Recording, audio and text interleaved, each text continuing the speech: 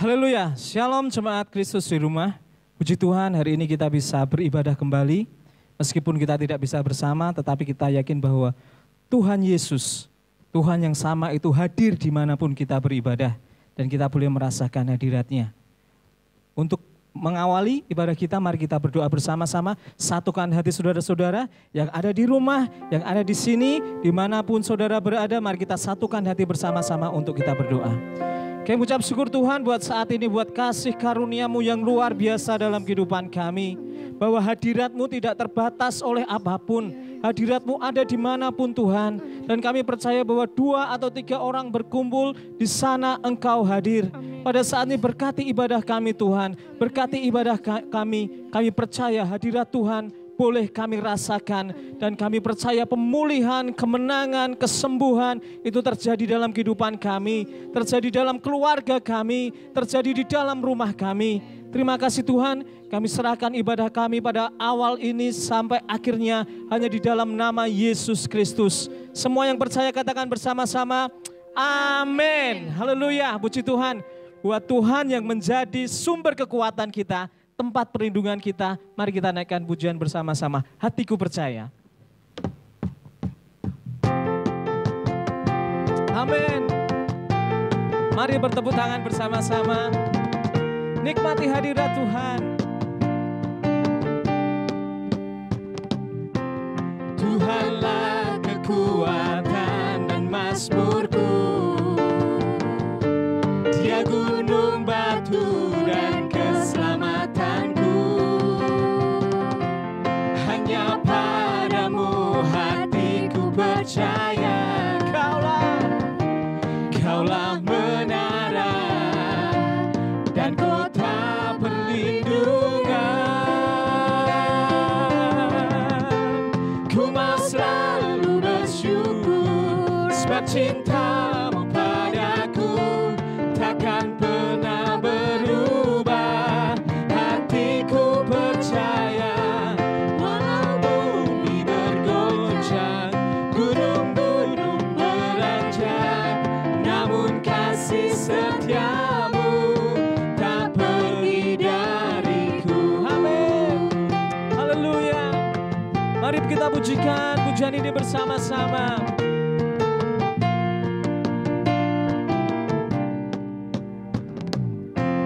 Tuhanlah kekuatan dan mazmurku. Amin. Dia gunung batu dan keselamatanku. Hanya padamu hatiku percaya. Kaulah menara dan kota perlindungan. Ku mau selalu bersyukur sebab cintamu padaku takkan pernah berubah. Hatiku percaya walau bumi bergoncang, gunung-gunung beranjak, namun kasih setiamu tak pergi dariku. Ku mau selalu bersyukur sebab cintamu padaku takkan pernah berubah. Hatiku percaya walau bumi bergoncang, gunung-gunung beranjak, namun kasih setiamu tak pergi dariku. Kasih setiamu tak pergi dariku. Kasih setiamu tak pergi dariku. Haleluya, haleluya, haleluya, haleluya, haleluya, Jesus. Mari sembah Tuhan pada saat ini.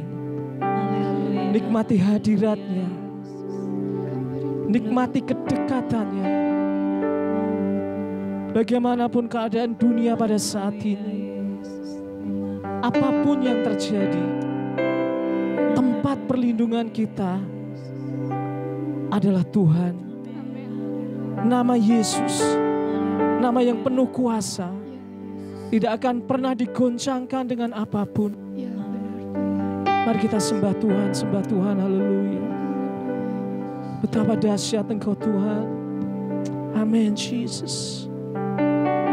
Haleluya, Rabbi.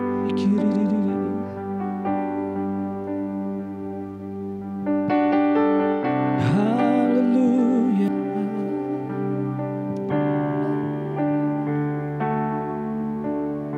Betapa dahsyat Engkau Tuhan, pencipta segala yang ada,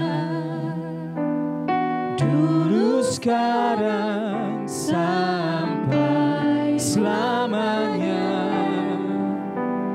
Hanya Engkau Tuhan, tak terselami pikiranmu, tak terukur panjang setiamu, dulu, sekarang, sampai selamanya.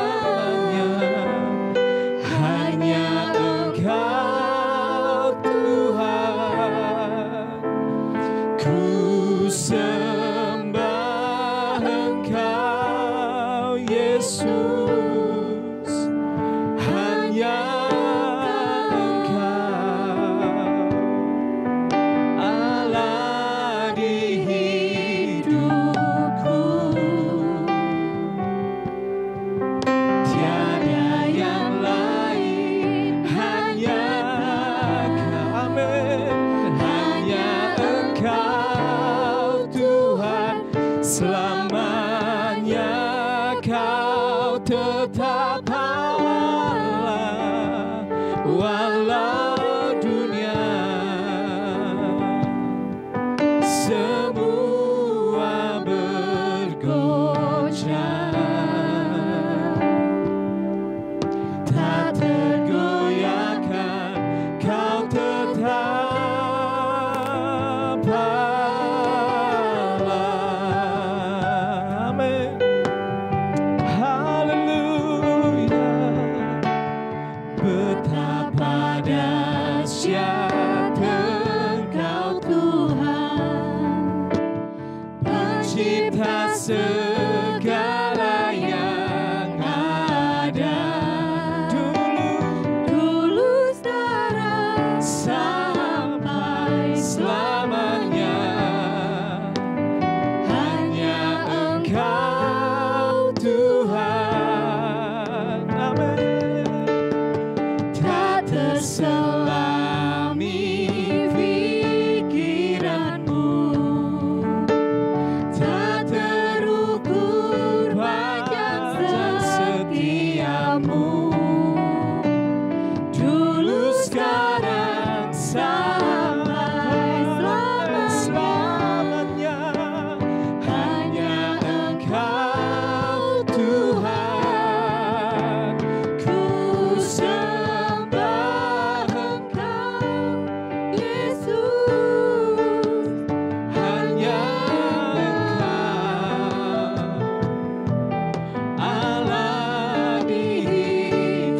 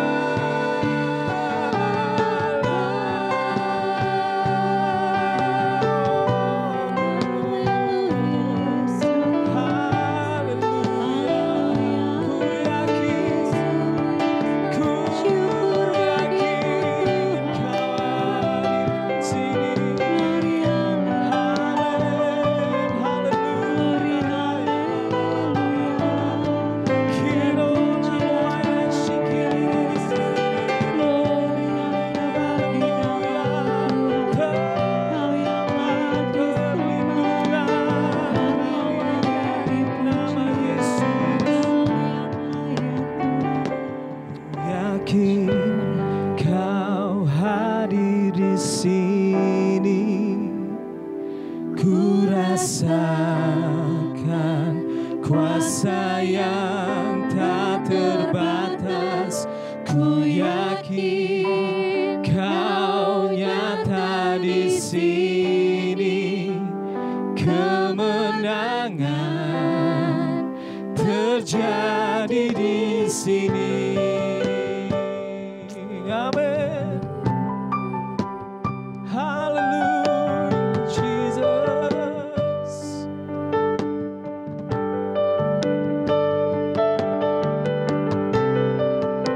Amin, amin. Hallelujah. Kami sembah Engkau. Ku menyembah dalam kudus hadirat-Mu. Cuma Tuhan rasakan hadirat Tuhan. Hampiri tahta kasih karunia Tuhan. Karuniamu Bapa. Di dalam hadirat Tuhan kita mendapatkan segalanya. Kekuatanku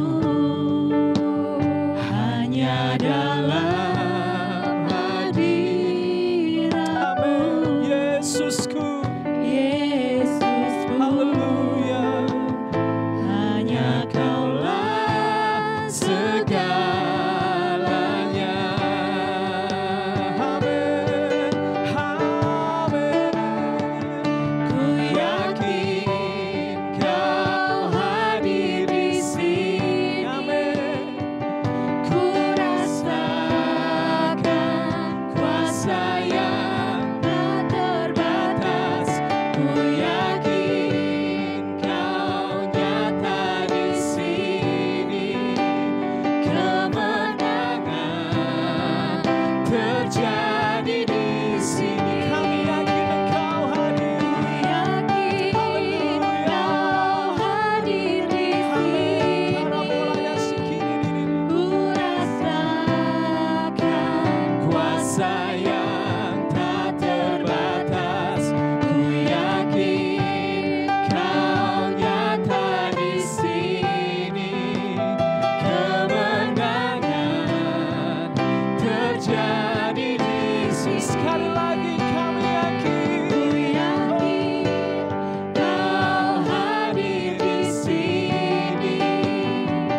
Ku rasakan kuasa yang tak terbatas. Ku yakin Kau nyata di sini, kemenangan terjadi di sini. Kesembuhan terjadi di sini. Kelepasan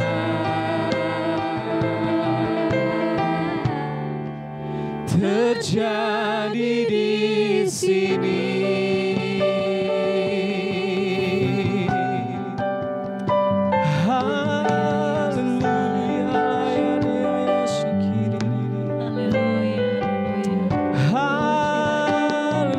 Hallelujah. We worship you. We worship you, Lord Jesus. Halalamaya raya kurabaya shikiri. Hallelujah. Hallelujah, Yesus. Inilah pujian dan penyembahan kami Tuhan. Kami percaya Tuhan, ketika kami fokus dengan Engkau, ketika kami memberikan penyembahan kami di dalam roh dan kebenaran, Engkau hadir Tuhan di atas puji-pujian kami. Terima kasih Tuhan, biarlah pujian ini menjadi kemuliaan bagi nama-Mu. Kami percaya Tuhan, hadirat-Mu, berkat-Mu akan terus bersama-sama dengan kami. Terima kasih Tuhan, kami mengucap syukur dan berdoa. Haleluya, amin.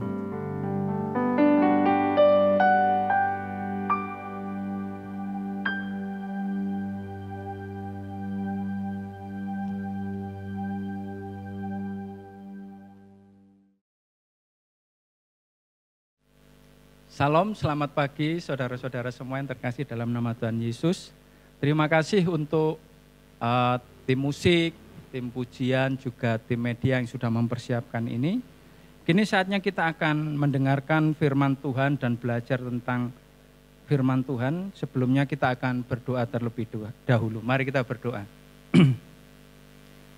Kami mengucap syukur untuk kasih setiamu yang tidak pernah berkesudahan di dalam kehidupan kami. Dan hal itu telah kau nyatakan sekali lagi, kau berikan kesempatan kepada kami untuk kami boleh belajar akan firman-Mu. Kiranya Roh Kudus kau akan menguasai kami semua, urapi kami, dan biarlah kami boleh mengerti dan memahami firman-Mu yang sebentar akan kami baca, kami renungkan. Dan kami meminta belas kasihan Roh Kudus untuk memberikan kekuatan kepada kami masing-masing untuk boleh melakukan firman-Mu itu di dalam kehidupan kami. Beracaralah di dalam kehidupan kami masing-masing, kami yakin dan percaya berkat-Mu telah Kau curahkan di dalam kehidupan kami selama kami mendengarkan, kami merenungkan firman-Mu pada pagi hari ini. Terpujilah nama-Mu, hanya di dalam nama Tuhan Yesus Kristus kami berdoa dan mengucap syukur. Haleluya, amin. Ya, kita akan belajar di dalam Mazmur pasal 25 ayat 14. Bagian ini sungguh menarik bagi saya secara pribadi karena selama saya mempersiapkan hal ini, saya membayangkan, saya mengimajinasikan di dalam kehidupan saya bahwa bagian ini merupakan hal yang selalu saya rindukan dan akan saya kerjakan di dalam kehidupan saya, dan biarlah kita semua sama-sama belajar akan firman Tuhan pada pagi hari ini. Mazmur 25 ayat 14. Saya akan membacakan Mazmur pasal 25 ayat 14. Demikian firman Tuhan. Tuhan bergaul karib dengan orang yang takut akan Dia, dan perjanjiannya diberitahukannya kepada mereka. Nah, pada bagian ini saya memiliki pemahaman bahwa bergaul karib itu memiliki pengertian, pengenalan pribadi akan Allah, dan persekutuan intim dengan Allah. Jadi bergaul karib itu selalu berbicara tentang pengenalan pribadi akan Allah dan persekutuan yang intim dengan Allah. Artinya apa? Jika kita sebagai orang percaya memiliki pengenalan secara pribadi akan Allah, pasti orang tersebut mempunyai persekutuan yang intim dengan Allah. Atau dengan kata lain, saya bisa mengatakan jika orang percaya mempunyai persekutuan yang intim dengan Allah, pasti orang itu juga akan memiliki pengenalan pribadi akan Allah. Jadi, pengenalan secara pribadi akan Allah dan persekutuan yang intim dengan Allah itu seperti dua sisi mata uang yang tidak mungkin dapat dipisahkan. Jadi kedua-duanya harus ada. Nah, pada kesempatan yang indah pagi hari ini, saya akan menguraikan beberapa peristiwa atau lebih banyak peristiwa-peristiwa dan fakta-fakta dalam Alkitab yang bisa mendukung dan membuktikan kebenaran firman Tuhan dalam Mazmur 25 ayat 14 yang barusan kita baca ini. Yang pertama, kita akan membuka di dalam Ibrani pasal 11. Ibrani pasal 11 ayat 8 sampai 9. Ibrani pasal 11 ayat 8 sampai 9, demikian bunyi firman Tuhan. Karena iman, Abraham taat ketika ia dipanggil untuk berangkat ke negeri yang akan diterimanya menjadi milik pusakanya, lalu ia berangkat dengan tidak mengetahui tempat yang ia tujui. Karena iman, ia diam di tanah yang dijanjikan itu, seolah-olah di suatu tanah asing, dan di situ ia tinggal di kemah dengan Ishak dan Yakub yang turut menjadi ahli waris janji yang satu itu. Kalau kita berbicara tentang Abraham, dia adalah seorang tokoh Alkitab yang sangat terkenal, ya. Di dalam Yakobus pasal 2 ayat 23, Abraham disebut sebagai sahabat Allah. Kalau kita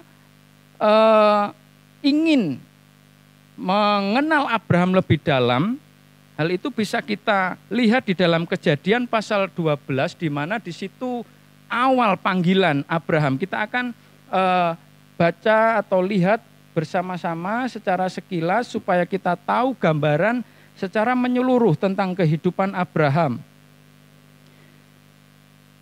Kejadian pasal 12 ayat 1 mengatakan, "Berfirmanlah Tuhan kepada Abraham, pergilah dari negerimu dan dari sanak saudaramu dan dari rumah bapamu ini ke negeri yang akan kutunjukkan kepadamu." Di sini awal panggilan Abraham. Seperti yang dikatakan di dalam Ibrani 11 tadi. Karena iman, Abraham taat ketika dipanggil oleh Tuhan. Di ayat selanjutnya, ayat 2 dan ayat 3, itu merupakan janji Allah kepada Abraham yang akan diberikan kepada Abraham kelak.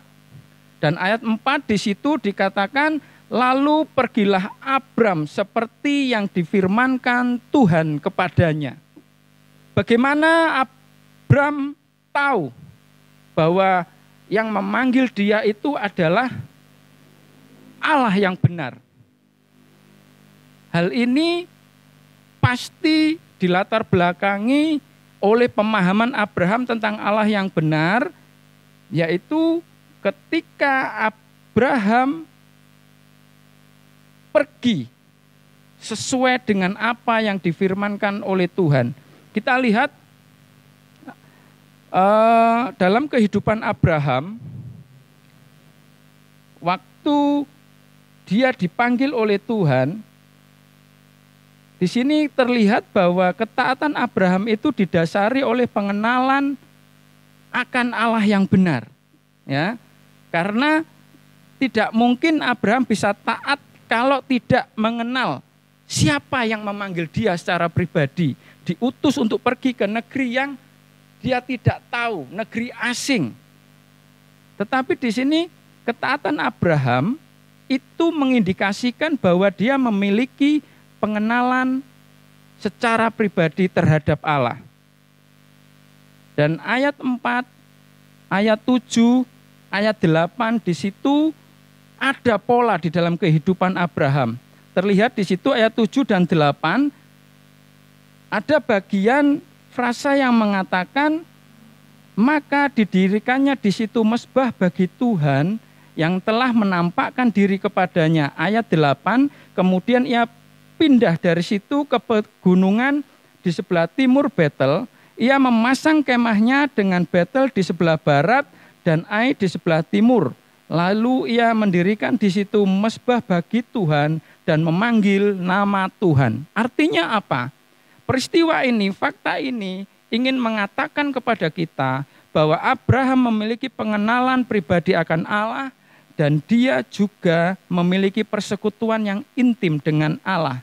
Dengan didirikannya mezbah bagi Tuhan, dengan memanggil nama Tuhan, itu membuktikan bahwa Abraham memiliki hubungan yang karib dengan Allah. Selanjutnya di dalam Kejadian pasal 15, di situ berbicara tentang janji keturunan yang akan Allah berikan kepada Abraham. Dan ayat 13 di situ dikatakan bahwa Abraham diberitahukan oleh Allah akan suatu masa yang jauh, sangat jauh, yang akan terjadi kepada keturunannya kelak. Kita akan melihat di dalam Kejadian pasal 15 ayat 13. Firman Tuhan kepada Abram, ketahuilah dengan sesungguhnya bahwa keturunanmu akan menjadi orang asing dalam suatu negeri dan bukan kepunyaan mereka. Dan bahwa mereka akan diperbudak dan dianiaya 400 tahun lamanya. Tetapi bangsa yang akan memperbudak mereka akan kuhukum. Dan sesudah itu mereka akan keluar dengan membawa harta benda yang banyak. Suatu peristiwa yang terjadi jauh di kemudian hari itu diberitahukan oleh Allah kepada Abraham. Hal ini juga menyiratkan bahwa Allah dan Abraham itu memiliki hubungan yang karib. Kita lihat lagi di dalam Kejadian pasal 18. Ayat 1 mengatakan, kemudian Tuhan menampakkan diri kepada Abraham dekat pohon terbantin di Mamre, sedang ia duduk di pintu kemahnya waktu hari panas terik. Perikop di sini mengatakan bahwa Allah mengulangi menjanjikan seorang anak laki-laki kepada Abraham. Jadi Allah terus-menerus menyatakan janjinya secara pribadi kepada Abraham. Dan saya sangat tertarik waktu saya membaca bagian doa syafaat Abraham untuk Sodom dan Gomora. Di situ dikatakan ayat 16 dan 17 setelah peristiwa bahwa Tuhan menampakkan diri kepada Abraham dan Abraham memberikan makanan, membuatkan roti bundar, memasak daging lembu dan dipersembahkan kepada Allah. Dan dua malaikat yang datang kepadanya, di ayat 16 dikatakan, lalu berangkatlah orang-orang itu dari situ dan memandang ke arah Sodom. Dan Abraham berjalan bersama-sama dengan mereka untuk mengantarkan mereka. Coba kita lihat ayat 17.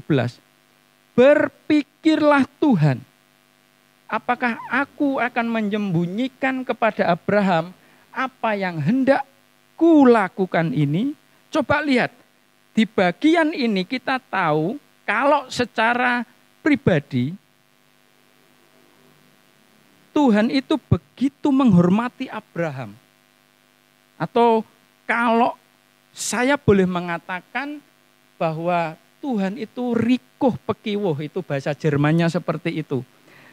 Tuhan sungkan dengan Abraham. Kalau dia tidak mengatakan atau tidak memberitahukan kepada Abraham tentang rencana yang akan dilakukan terhadap Sodom dan Gomora. Sehingga ayat selanjutnya di situ akan kita ketahui bahwa terjadi dialog antara Allah dan Abraham tentang Sodom dan Gomora, ada tawar-menawar.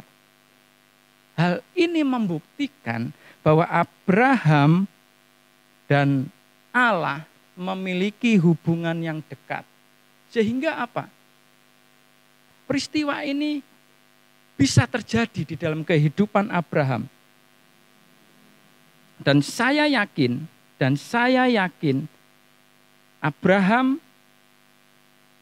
memiliki kehidupan yang bergaul karib dengan Tuhan. Jadi hal itu terjadi atas dasar hubungan yang karib dengan Tuhan. Tadi saya katakan hubungan yang karib itu selalu berbicara apa? Pengenalan pribadi akan Allah dan memiliki hubungan yang intim dengan Allah. Tokoh yang kedua yang akan kita bahas pada kesempatan pagi hari ini adalah kita akan membuka di dalam Ulangan. Ulangan pasal 34. Ulangan pasal 34 ayat 10 sampai 12. Seperti Musa yang dikenal Tuhan dengan berhadapan muka, tidak ada lagi nabi yang bangkit di antara orang Israel. Dalam segala tanda dan mujizat yang dilakukannya atas perintah Tuhan di tanah Mesir, terhadap Fir'aun, terhadap semua pegawainya dan seluruh negerinya. Dan dalam segala perbuatan kekuasaan dan segala kedahsyatan yang besar yang dilakukan Musa di depan seluruh orang Israel. Tokoh yang kedua, untuk saya bisa membuktikan bahwa bergaul karib dengan Tuhan, itu akan membawa dampak bahwa Tuhan akan memberitahukan perjanjiannya kepada orang-orang yang dikasihinya. Kalau kita berbicara tentang kisah Musa, kita akan menemukan banyak peristiwa yang luar biasa di dalam kehidupannya dan sungguh menakjubkan. Ya.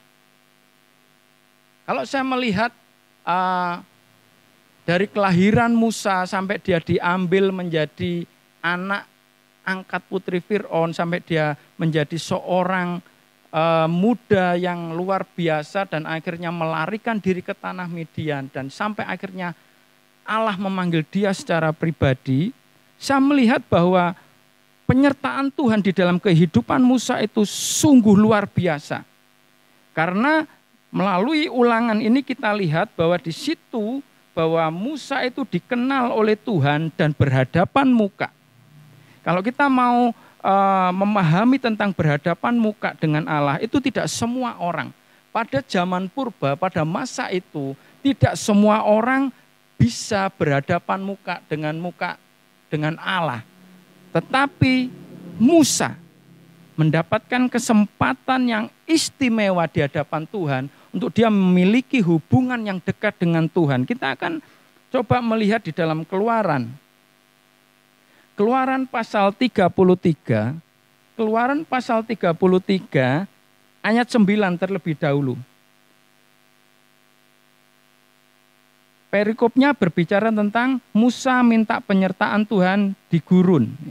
Ayat 9, apabila Musa masuk ke dalam kemah itu, turunlah tiang awan dan berhenti di pintu kemah, dan berbicaralah Tuhan dengan Musa di sana. Ayat 11, dan Tuhan berbicara kepada Musa dengan berhadapan muka, seperti seorang berbicara kepada temannya. Kemudian kembalilah ia ke perkemahan, tetapi abdinya Yosua bin Nun, seorang yang masih muda, tidaklah meninggalkan kemah itu.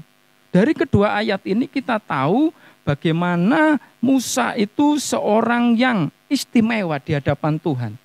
Dia memiliki kesempatan untuk dikenal Tuhan secara pribadi dan memiliki kesempatan untuk berbicara berhadapan muka dengan Tuhan seperti seorang teman. Ya. Di ulangan tadi juga dikatakan bahwa ada tanda dan mujizat yang menyertai Musa. Perbuatan kekuasaan dan kedahsyatan yang besar juga menyertai kehidupan Musa. Semua ini terjadi di dalam kehidupan Musa. Bahkan kalau kita melihat suatu peristiwa di dalam Bilangan pasal 12, kita akan coba melihat pagi hari ini kita memang banyak membuka bagian firman Tuhan supaya kita tahu bahwa bergaul karib dengan Tuhan itu harus menjadi hal yang utama di dalam kehidupan setiap orang percaya. Pasal 12, Bilangan pasal 12, di sini perikopnya berbicara tentang pemberontakan Miriam dan Harun. Ya. Ayat 1 mengatakan Miriam serta Harun mengatai Musa berkenaan dengan perempuan Kus yang diambilnya, sebab memang ia telah mengambil seorang perempuan Kus. Kata mereka, sungguhkah Tuhan berfirman dengan perantaraan Musa saja? Bukankah dengan perantaraan kita juga ia berfirman? Dan kedengaranlah hal itu kepada Tuhan. Jadi latar belakang peristiwa ini, Musa mengambil seorang perempuan Kus dan Miriam menganggap hal itu sesuatu yang tidak baik. Sehingga dia mengatakan, apa Tuhan itu hanya berbicara melalui Musa saja. Tetapi kita lihat ayat 4 di situ. Lalu berfirmanlah Tuhan dengan tiba-tiba kepada Musa. Saya yakin Tuhan itu Tuhan yang teratur. Kapan dia mau menemui umatnya, kapan dia mengangkat hadiratnya di kemah pertemuan itu. Tetapi di sini dikatakan, berfirmanlah Tuhan dengan tiba-tiba. Artinya apa? Ada situasi kondisi yang membuat Tuhan itu bergerak mendahului apa jadwal yang sudah direncanakan. Nah, di sini terlihat, lalu berfirmanlah Tuhan dengan tiba-tiba kepada Musa, Harun dan Miriam. Keluarlah kamu bertiga ke kemah pertemuan. Maka keluarlah mereka bertiga. Lalu turunlah Tuhan dalam tiang awan dan berdiri di pintu kemah itu, lalu memanggil Harun, Miriam. Maka tampillah mereka keduanya. Lalu berfirmanlah ia, dengarlah firmanku ini. Jika di antara kamu ada seorang nabi, maka aku, Tuhan akan menyatakan diriku kepadanya dalam penglihatan. Aku berbicara dengan dia dalam mimpi. Bukan demikian, hambaku Musa, seorang yang setia dalam segenap rumahku, berhadap-hadapan aku berbicara dengan dia, terus terang, bukan dengan teka-teki, dan ia memandang rupa Tuhan. Mengapakah kamu tidak takut mengatai hambaku Musa? Sebab itu bangkitlah murka Tuhan terhadap mereka, lalu pergilah Tuhan. Dari peristiwa ini kita lihat bahwa Allah sendiri menjadi pembela Musa. Kalau di ayat 3 dikatakan di situ, adapun Musa ialah seorang yang sangat lembut hatinya, lebih dari setiap manusia yang di atas muka bumi. Saya yakin waktu Harun dan Miriam mengata-ngatai dia tentang peristiwa Musa mengambil perempuan Kus, saya yakin Musa hanya terdiam saja. Hanya diam saja karena dia tahu bahwa itu adalah kakak-kakaknya.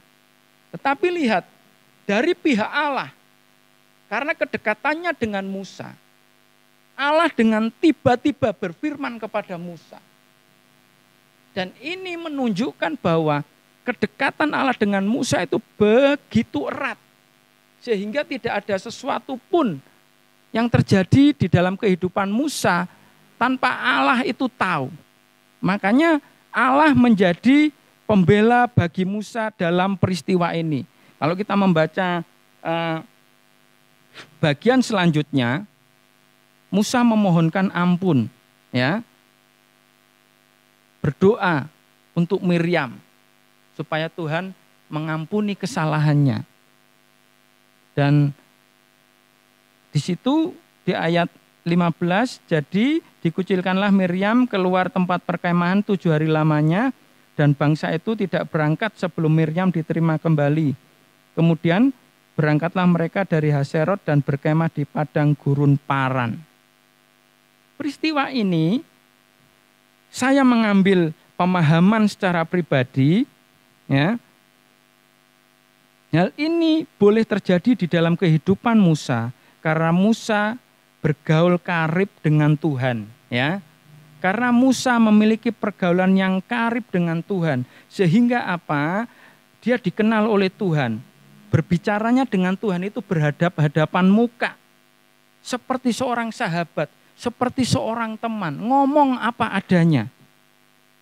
Musa disertai oleh tanda dan mujizat, perbuatan, kekuasaan, kedahsyatan yang besar. Dan ini hanya terjadi karena Musa bergaul karib dengan Tuhan. Dari Abraham dan Musa kita tahu bahwa bergaul karib dengan Tuhan itu merupakan hal yang sangat penting di dalam kehidupan kita sebagai orang percaya. Saya akan menambahkan satu tokoh lagi. Kita akan membuka di dalam Kisah Para Rasul. Kisah Para Rasul pasal 13.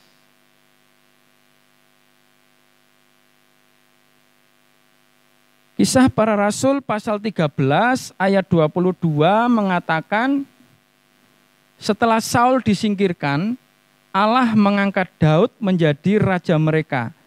Tentang Daud, Allah telah menyatakan, aku telah mendapat Daud bin Isai, seorang yang berkenan di hatiku dan yang melakukan segala kehendakku. Kalau kita berbicara tentang tokoh Daud, kita tidak akan kehabisan cerita. Banyak hal yang sudah dikerjakan Daud, banyak hal yang sudah dialami oleh Daud, suka duka silih berganti. Ya, di sini dikatakan bahwa Daud dikenal sebagai pribadi yang berkenan di hati Tuhan. Pengakuan ini keluar langsung dari mulut Tuhan sendiri. Ya, di hadapan Tuhan, Daud adalah seorang yang istimewa, terlepas dari keterbatasan dan kelemahannya dia secara pribadi. Bagaimana kita tahu kehidupan Daud? Coba saya akan sedikit memberikan peristiwa-peristiwa yang terjadi di dalam kehidupan Daud.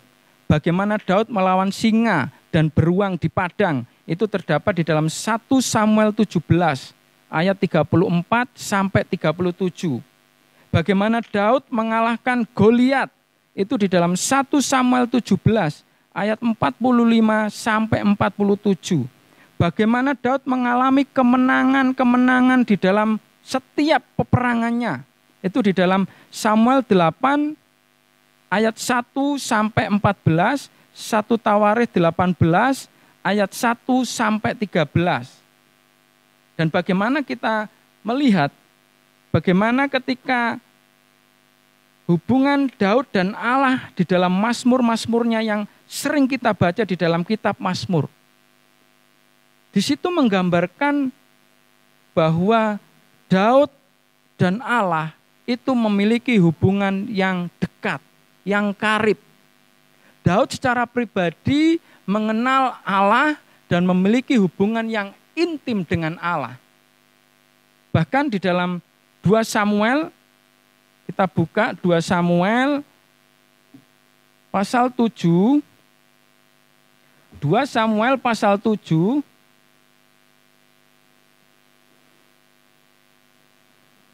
Di situ perikopnya berbicara janji Tuhan mengenai keluarga dan kerajaan Daud. Ya. Bahkan orang yang karib dengan Tuhan pun tadi dikatakan Tuhan bergaul karib dengan orang yang takut akan Dia dan memberitahukan perjanjiannya kepada mereka. Ya. Di dalam peristiwa Daud ini Tuhan memberikan janjinya mengenai keluarga dan kerajaan Daud. Apa yang akan dilakukan oleh Allah dalam kehidupan Daud, semuanya dijelaskan jelas di 2 Samuel pasal 7 di sini. Bapak-bapak dan ibu-ibu dan saudara-saudara semua bisa membacanya nanti di rumah. Dilihat lagi lebih dalam bagaimana janji Tuhan mengenai keluarga dan kerajaan Daud. Ya. Daud melakukan banyak hal dan peristiwa-peristiwa yang boleh terjadi di dalam kehidupan Daud itu hanya semata-mata karena penyertaan Tuhan, karena perlindungan dari Tuhan. Ya, saya yakin dan percaya bahwa semua yang terjadi di dalam kehidupan Daud karena Daud bergaul karib dengan Tuhan. Sehingga Daud menjadi orang yang istimewa dalam pemandangan Allah. Kita tahu bahwa banyak hal yang akan Tuhan lakukan di dalam kehidupan orang yang bergaul karib dengannya. Melalui peristiwa-peristiwa yang sudah saya uraikan di atas, melalui tokoh Abraham, melalui kehidupan Musa, melalui kehidupan Daud, saya memiliki kerinduan secara pribadi. Saya ingin membawa setiap jemaat Tuhan di gereja ini untuk memiliki pemahaman yang dalam akan kehidupan kerohanian masing-masing. Memotivasi jemaat untuk memiliki kerinduan bahwa pengenalan pribadi akan Allah dan persekutuan yang intim dengan Allah merupakan hal yang mutlak ada dan harus dilakukan dalam kehidupan pribadi setiap jemaat. Saya akan mengulangi sekali lagi karena hal ini sangat penting. Saya melihat banyak hal luar biasa yang Tuhan akan sediakan di dalam kehidupan setiap jemaat bila jemaat paham, menangkap dan melakukan hal ini. Bahwa jemaat secara pribadi, lepas pribadi harus memiliki pengenalan pribadi akan Allah dan persekutuan yang intim dengan Allah. Hal itu harus mutlak ada dan harus dilakukan dalam kehidupan pribadinya. Karena dengan bergaul karib dengan Tuhan akan menjadikan kita pribadi yang takut akan Tuhan. Dan kita semua akan mengalami dan menikmati setiap janji Tuhan dalam hidup kita masing-masing. Saya yakin dan percaya bahwa jemaat, khususnya di gereja Sidang Jemaat Kristus Raja di Salatiga, saya memiliki keyakinan teguh di dalam iman percaya saya kepada Tuhan Yesus Kristus. Kalau masing-masing kita, pribadi lepas pribadi, keluarga lepas keluarga, bergaul karib dengan Tuhan, saya yakin Tuhan akan memberitahukan kepada kita perjanjiannya. Tuhan akan memberkati kita secara pribadi lepas pribadi maupun keluarga lepas keluarga. Dengan janji berkat seperti ini, apakah kita akan melewatkan begitu saja kesempatan ini? Mari saya mengajak kepada setiap jemaat yang mendengarkan firman Tuhan, yang merenungkan firman Tuhan, mari kita memiliki hubungan yang karib dengan Tuhan. Miliki hubungan yang karib dengan Tuhan. Dan saya yakin dan percaya, Tuhan pasti akan memberkati kita. Tuhan pasti akan menyertai setiap langkah kehidupan kita, dimanapun kita berada. Karena perlindungannya, penyertaannya, berkat-berkatnya, bimbingannya akan dinyatakan secara pribadi atas kehidupan kita yang memiliki pengenalan pribadi akan Allah dan mempunyai kehidupan persekutuan yang intim dengan Tuhan. Dan saya yakin dan percaya jemaat di tempat ini akan mengalami terobosan-terobosan yang luar biasa di dalam kehidupannya. Karena saya tahu melalui firman ini, kita diingatkan kembali, kita dimotivasi, kita disemangati untuk kita semua memiliki hubungan yang karib dengan Tuhan. Miliki hubungan yang karib dengan Tuhan. Terima kasih Tuhan Yesus. Melalui kesempatan pagi hari ini, hamba-Mu boleh menyampaikan isi hatimu yang kau inginkan supaya jemaat di tempat ini boleh memiliki pengenalan akan Allah secara pribadi di dalam kehidupan mereka. Dan mereka memiliki hubungan yang intim dengan Engkau Bapa. Karena kami tahu dan percaya, kami yakin dan percaya bahwa dengan hubungan yang karib dengan Allah, perjanjian-Mu akan Kau nyatakan di dalam kehidupan kami masing-masing. Roh Kudus, tolong setiap jemaat-Mu untuk boleh mengerti, untuk boleh memahami akan arti pentingnya hidup bergaul karib dengan pribadi-Mu sendiri. Terima kasih Tuhan. Kau akan memampukan setiap jemaat yang mendengarkan firman pada pagi hari ini. Gugah semangat kerohanian mereka. Beri kemampuan ilahi di dalam kehidupan mereka. Sehingga mereka sungguh-sungguh memiliki kehidupan yang bergaul karib dengan Engkau Bapa. Kau akan mencurahkan berkat-Mu di dalam kehidupan setiap jemaat-Mu.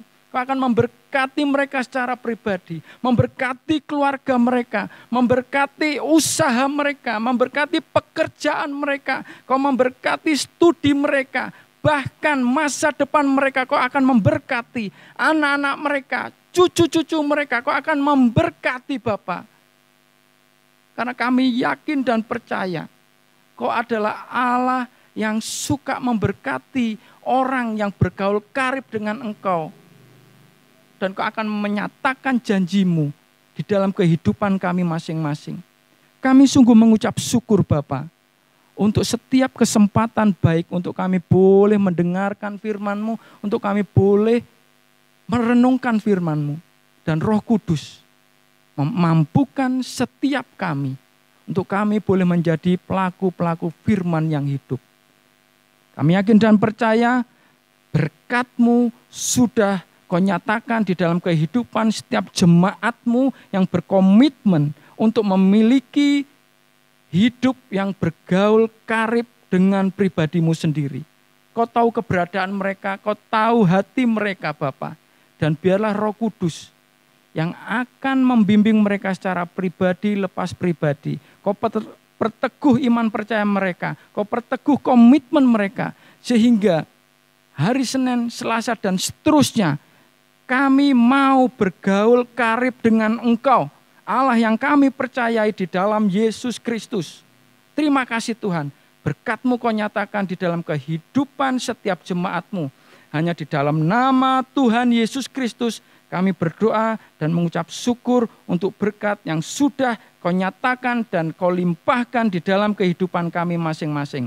Terpujilah nama-Mu dari saat ini sampai selama-lamanya. Haleluya. Amin. Beri kemuliaan bagi nama Tuhan.